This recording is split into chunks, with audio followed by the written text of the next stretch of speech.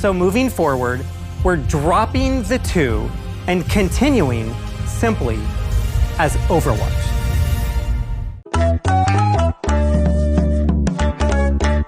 Okay, let me start this off. This is far from an Overwatch channel. I just think it's crazy how Overwatch 2 became Overwatch 2 and then not Overwatch 2. In all honesty, this is a letter to Overwatch fans asking genuine questions. Are they not playing in your face at this point? Can we all acknowledge corporate greed is fucking with our games? Each lead on Overwatch 2 was pressed harder than a crackhead who owes somebody money. Activision micromanaged so hard, Kaplan and the homies had to bounce. Like, yo, you could blame Kaplan for some of the delays, but his ideas were the only thing that made a sequel worth it. In my opinion, he would have taken the franchise to an entirely different level. So tonight, I thought we'd throw it back, pause, and look at some of what was introduced early on in some of the announcements. Because not only did the player base and the fans get ripped off, but so did anyone who was remotely interested at the time to play for the first time. Yeah, this move is loaded in a few ways, in that it can be seen as an acknowledgement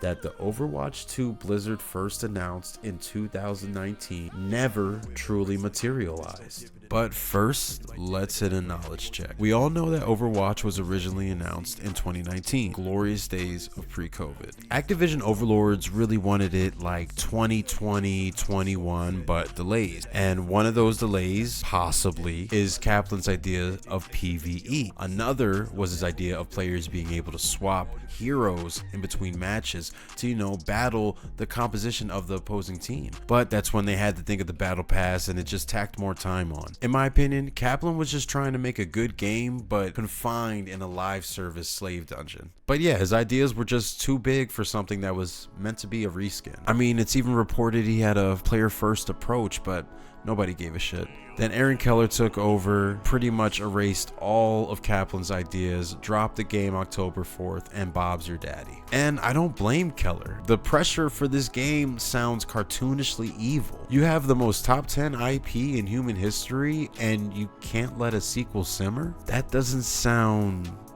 greedy?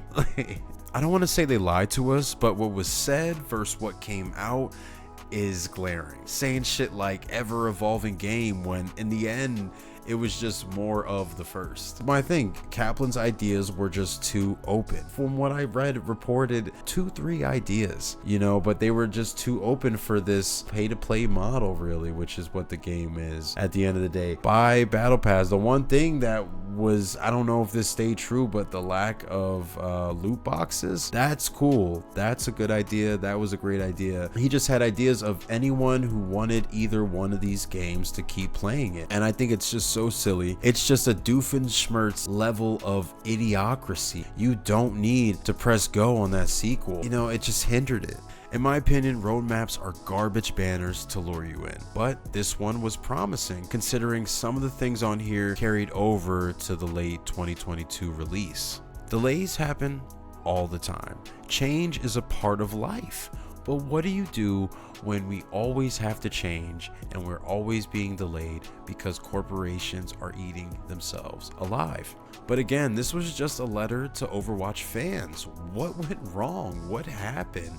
Am I getting some things wrong? Was Kaplan really a villain this whole time? In my opinion, he had ideas that were going to elevate the franchise, but you know, that environment was too constricting. Activision wanted a game, but what did you guys think? Let me know. Make sure you subscribe to SoFlo Records. I'll be back with another one. I'll see you later.